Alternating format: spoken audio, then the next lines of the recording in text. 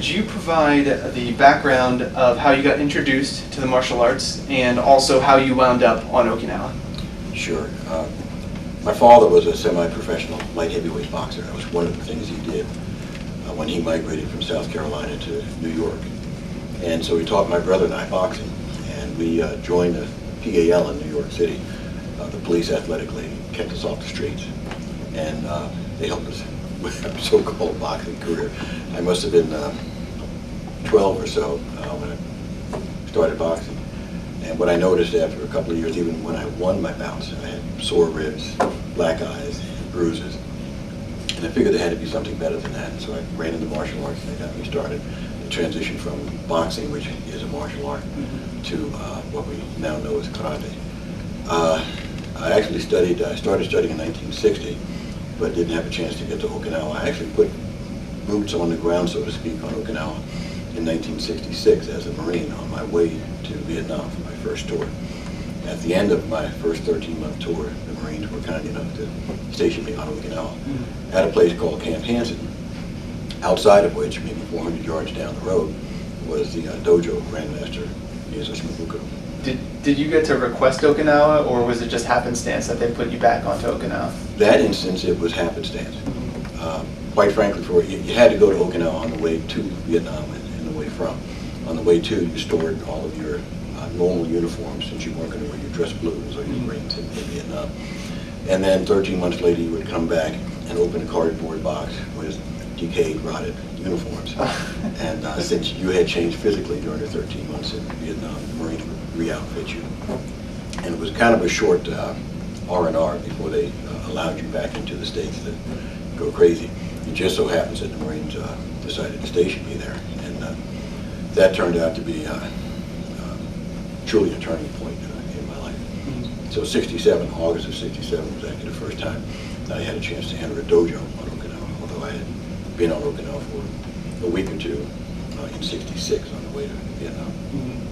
Now, I know that Shimabukuro Sensei's dojo was nearby to where you were stationed.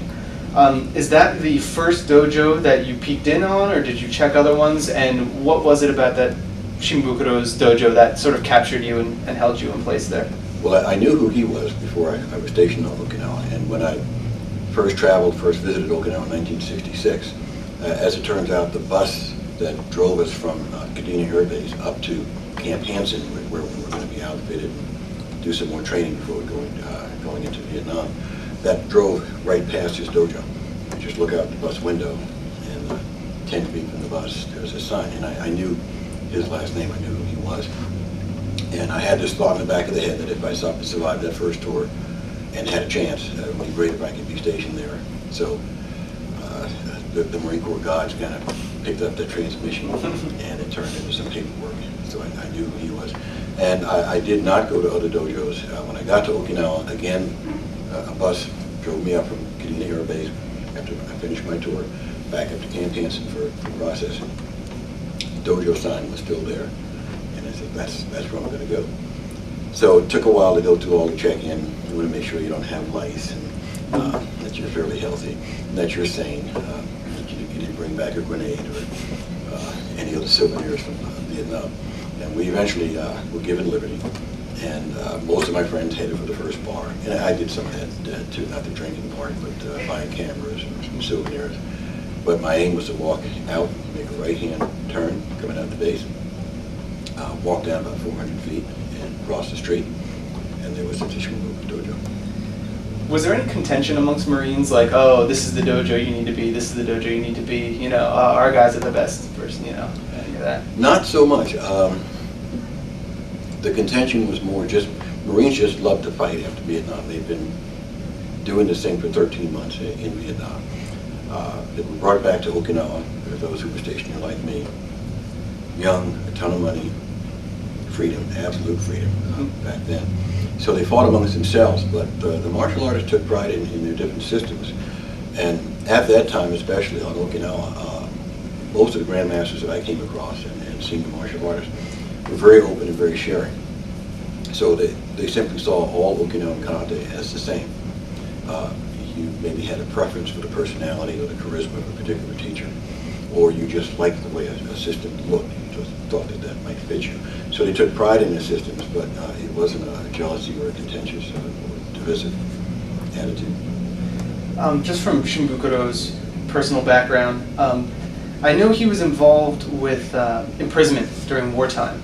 Did that affect the way that he interacted with incoming Marines, or was he able to sort of put that in a compartment in his mind and treat you free from that? What impression did you get from that? He was a POW after the war. Once the war was over, the American forces really couldn't tell the Japanese from an Okinawan or an Okinawan sympathizer. So they basically arrested everybody they came across. They tried to do a vetting process to determine who could work for them. They needed interpreters. They needed folks to point out where munitions were buried and that sort of thing that happens after every major battle. My teacher was put to work near a place called Tengan Pier. If you're on Okinawa now, it's right outside of a place called Camp Courtney, one of the major Marine Command camps. And he helped offload LSTs. Those carried supplies, food, and other things. And he basically lived on the beach there for a while. He was paid in what they call B-yen script, which was traded in or bartered for foodstuffs. And so he was never mistreated. He also realized the big picture that the Marines needed to be there in order for the Japanese not to be there. We needed to win. He, like many Okinawans, was somewhat sympathetic to the emperor, who was seen as a godlike figure back then. But he also knew that the brutality of the Japanese was totally unnecessary, and he knew his own country's history, that Okinawa had been invaded before by Japanese, very brutal occupation back in the 1600s, and they did the same thing again in the 1930s and through the 1940s. So he held no animosity towards Americans. He understood why they had arrested him and why he was a POW. Shimabukuro's personal experience in regards to teachers is very high level in regards to who he learned from. Oftentimes you hear him personally cite Kyan Chotoku, Miyagi Chojin, Tatsuo's brother, Choki Matobu as his main influences, although I'm sure on the island he had many influences. But did he ever mention specifically what he was able to capture from each of those instructors, or perhaps what those instructors were excellent at, what they excelled at? He did, and we actually probed him on it quite a bit, because he would look at us at different body types and say, you Matobu, like, you look like Miyagi. And when he said look like, he meant your physical build, where you moved in such a way. Mr. Kyan had a very light build.